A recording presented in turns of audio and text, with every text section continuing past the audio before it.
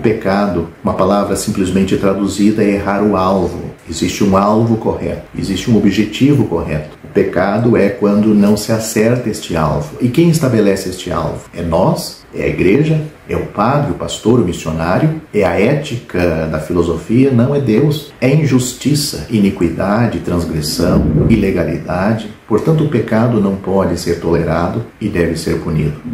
Romanos capítulo 6, versículo 23 ensina: o salário do pecado é a morte. O pecado é, na verdade, uma afronta ao caráter de Deus. Se Deus não punir o pecado com justiça, ele será infiel ao seu caráter. A palavra de Deus revela a punição eterna pelo pecado em linguagem vívida e inconfundível. 2 Tessalonicenses capítulo 1, versículo 9 diz que o Senhor Jesus descerá do céu com os anjos do seu poder, com labareda de fogo, tomando vingança dos que não conhecem a Deus e dos que não obedecem ao Evangelho de nosso Senhor Jesus Cristo, os quais, por castigo, padecerão eterna perdição, longe da face do Senhor e da glória do seu poder. Mateus capítulo 25, versículo 41, diz que o Senhor então dirá também aos que estiverem à sua esquerda, quando julgar os pecadores neste mundo, ele vai dizer: apartai-vos de mim, malditos, para o fogo eterno, preparado para o diabo e seus anjos. Apocalipse capítulo 21, versículo 8 diz: mas quanto aos tímidos e aos incrédulos, tímidos aqui não é pessoas envergonhadas, mas tímidos para tomar o partido do lado de Cristo, partido do lado de Deus. Foram tímidos, eles não quiseram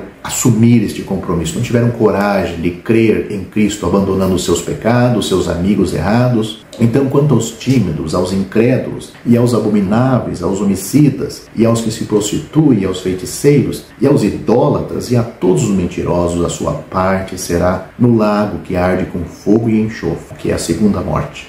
Isso não é apenas punição eterna, mas punição eterna consciente. A fumaça do seu tormento sobe para todo sempre, e eles não têm descanso, nem de dia nem de noite. Apocalipse capítulo 14, versículo 11.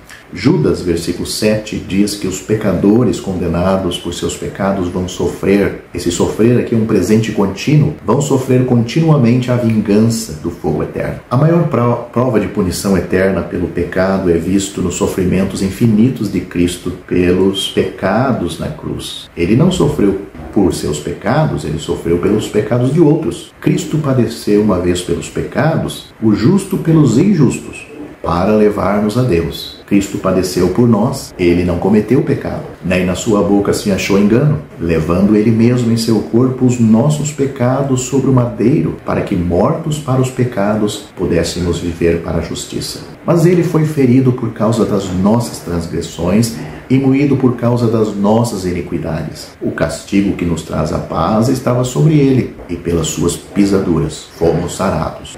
Todos nós andávamos desgarrados como ovelhas, cada um se desviava pelo seu caminho, mas o Senhor fez cair sobre ele a iniquidade de nós todos. Ele foi oprimido e afligido, mas não abriu a sua boca. Como um cordeiro foi levado ao matadouro, e como a ovelha muda perante os seus tosqueadores, ele não abriu a sua boca. Da opressão e do juízo foi tirado. E quem contará o tempo da sua vida? Porquanto foi cortado da terra dos viventes. Pela transgressão do meu povo foi ele atingido. E puseram a sua sepultura com os ímpios e com o rico na sua morte, ainda que nunca cometeu injustiça, nem houve engano na sua boca. Tudo o que eu acabei de citar aqui são versículos da Bíblia, e você pode ler em sua casa, na sua própria Bíblia, em Isaías capítulo 53, do versículo 5 ao 9, 1 Pedro capítulo 2, do versículo 21 ao 24, e capítulo 3, versículo 18.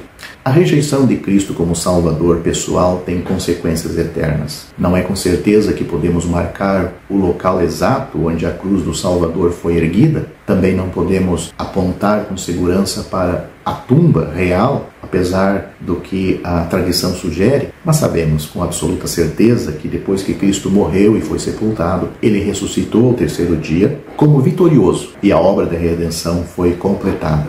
Para nós, não é um apego sentimental ao lugar, nem uma peregrinação à Terra Santa que se exige, mas um olhar de fé para o Senhor Jesus Cristo, que foi pendurado na cruz do Calvário para sofrer as consequências dos nossos pecados e pagar o preço para a nossa salvação. Essa salvação é oferecida por Deus de uma forma gratuita e ela é recebida pela fé.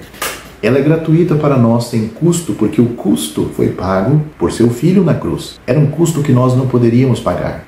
O apóstolo Pedro disse de uma forma muito clara que a Jesus Cristo dão testemunho todos os profetas, de que todos os que nele creem receberão o perdão dos pecados pelo seu nome. E ele disse mais, em nenhum outro há salvação, porque também debaixo do céu nenhum outro nome há dado entre os homens pelo qual devamos ser salvos. Porque pela graça sois salvos por meio da fé. Isto não vem de vós, é dom de Deus, não vem das obras, para que ninguém se glorie. Eu citei agora Efésios capítulo 2, versículos 8 e 9, Atos capítulo 4, versículo 12 e Atos capítulo 10, versículo 43. Você precisa desse Salvador, você precisa ser salvo hoje, antes que seja tarde demais.